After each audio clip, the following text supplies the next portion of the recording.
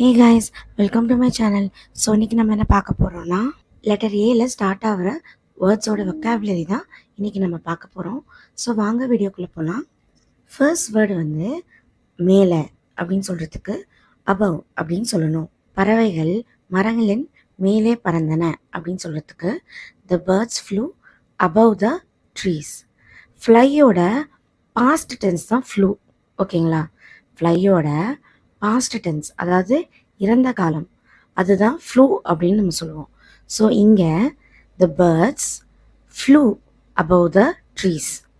The birds flew above the trees. பறவைகள் மரங்களின் மேலே பறந்தன அப்படின்னு சொல்லும்போது நம்ம பாஸ்ட் டென்ஸில் தான் அந்த சென்டென்ஸ் சொல்கிறோம். ஸோ அதனால the birds flew above the trees. அடுத்தது திறன். திறன்னா ஏபிள் அப்படின்னு சொல்லுவோம். அதாவது திறன்னா ஒன்றை செய்ய முடியும், அவரால் அதை செய்ய முடியும் அப்படின்னு சொல்லுவோம்ல, அதுக்கு மெயினாக வந்து able. He is able to do that, I am able to do this, அந்த மாதிரி. ஸோ இங்கே வாங்க எக்ஸாம்பிள் சென்டென்ஸ் பார்க்கலாம். அவர் கனமான எடைகளை தூக்க திறன் பெற்றுள்ளார். சிம்பிளாக சொல்லணும்னா அவரால் கனமான திங்ஸை, அதாவது வெயிட்டான திங்ஸை வந்து தூக்க முடியும் அப்படின்னு சொல்கிறதுக்கு he is able to lift heavy weights. He is able to lift heavy weights.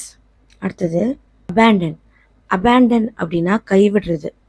கைவிடுறத இங்கிலீஷில் abandon அப்படின்னு சொல்லுவோம். இங்கே பாருங்கள், பழைய வீடு பல ஆண்டுகளாக கைவிடப்பட்டிருந்தது. The old house was abandoned for many years. The old house was abandoned for many years. அடுத்தது பற்றி. அதுக்கு அபவுட்னு சொல்லணும். பற்றி அப்படின்னா அதை பற்றி பேசணும், இதை பற்றி பேசணும், இதை பற்றி தெரியுமா, அந்த மாதிரிலாம் கேட்போம்ல. ஸோ அதுக்கு அபவுட். ஸோ இங்கே பாருங்கள், நாங்கள் தேர்வை பற்றி பேசினோம், நாங்கள் எக்ஸாம்ஸ் பற்றி பேசிகிட்டு இருந்தோம் அப்படின்னு சொல்கிறதுக்கு we talked about the exam. we talked about the exam. புரியுதா? எதை பற்றியோ பேசிகிட்டு இருக்கோம் அப்படின்னு சொல்லும்போது அந்த பற்றி அப்படின்ற ஒரு வார்த்தை வருதுல்ல, அதுக்கு அபவுட் அப்படின்னு சொல்லுவோம். So we talked about the exam. நாங்கள் தேர்வை பற்றி பேசிகிட்டு இருந்தோம், நாங்கள் எக்ஸாம் பற்றி பேசிகிட்டு இருந்தோம் அப்படின்னு சொல்கிறதுக்கு we talked about the exam. ஓகேவா?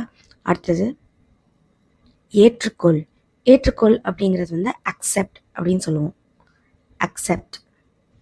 அவரால் உண்மையை ஏற்றுக்கொள்ள முடியல, அவரால் உண்மையை ஏற்றுக்கொள்ள முடியல அப்படின்னு சொல்கிறதுக்கு he couldn't accept the truth. he couldn't accept the truth.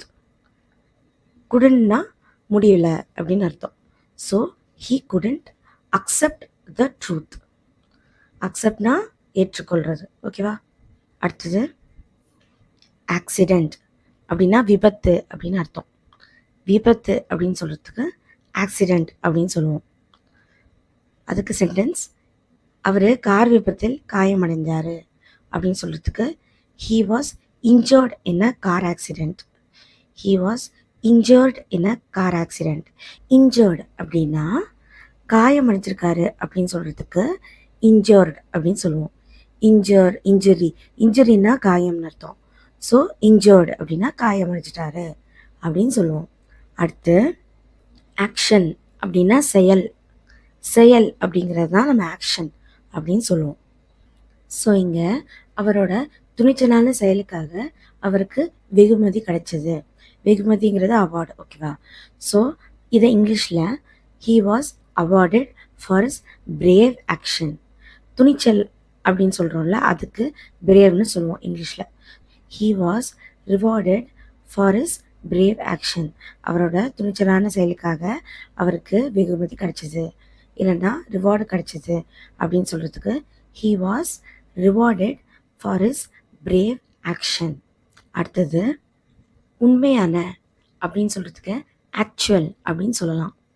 ஓகேவா? உண்மையான அப்படின்னு சொல்கிறதுக்கு ஆக்சுவல் அப்படின்னு சொல்லலாம்.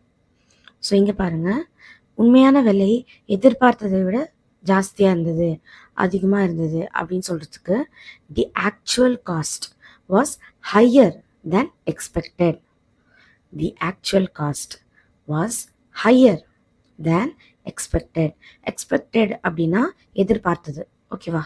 ஸோ தி ஆக்சுவல் காஸ்ட், உண்மையான விலை, வாஸ் ஹையர் தேன் எக்ஸ்பெக்டட், எதிர்பார்த்ததை விட ஜாஸ்தியாக இல்லைன்னா அதிகமாக இருந்துச்சு. ஓகேவா? ஸோ அடுத்தது முகவரியை வந்து அட்ரஸ் அப்படின்னு சொல்லுவோம். முகவரியை வந்து அட்ரஸ் அப்படின்னு சொல்லுவோம். இந்த முகவரிக்கு பார்சலையும் அனுப்புங்க அப்படின்னு சொல்கிறதுக்கு ப்ளீஸ் சென்ட் த பேக்கேஜ் இல்லைன்னா பார்சல் டு திஸ் அட்ரஸ். இந்த முகவரி அப்படின்னு சொல்கிறோம்ல, so this address. Please send the package to this address. இந்த முகவரிக்கு பார்சலை அனுப்பவும். Please send the package to this address. ஓகேவா? அடுத்தது ஆலோசனை, அதாவது அட்வைஸ். நான் எப்போதுமே என் பெற்றோரிடமிருந்து ஆலோசனை பெறுவேன். என் அம்மா அப்பா கிட்ட இருந்து நான் ஆலோசனை பெறுவேன் அப்படின்ற மாதிரி சொல்கிறதுக்கு I always get advice from my parents. I always get advice from my parents. ஓகேவா? அடுத்தது விழித்திருப்பது இல்லைன்னா தூங்காமல் இருப்பது, அதுக்கு அவேக் அப்படின்னு சொல்லுவோம். அவேக். குழந்தை விடியற்காலையில் விழித்திருந்தது.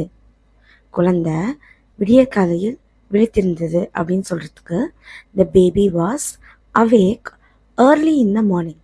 விடியற்காலை அப்படின்னு சொல்கிறோம்ல, அதை வந்து ஏர்லி இன் த மார்னிங் அப்படின்னு சொல்லுவோம். So the baby was awake early in the morning. The baby was awake early in the morning. ஓகேவா? ஸோ இந்த வீடியோலேருந்து நீங்கள் யூஸ்ஃபுல்லாக ஏதாவது கற்றுக்கிட்டீங்கன்னு நினச்சிங்கன்னா மறக்காமல் சப்ஸ்கிரைப் பண்ணுங்கள், லைக் பண்ணுங்கள், ஷேர் பண்ணுங்கள்.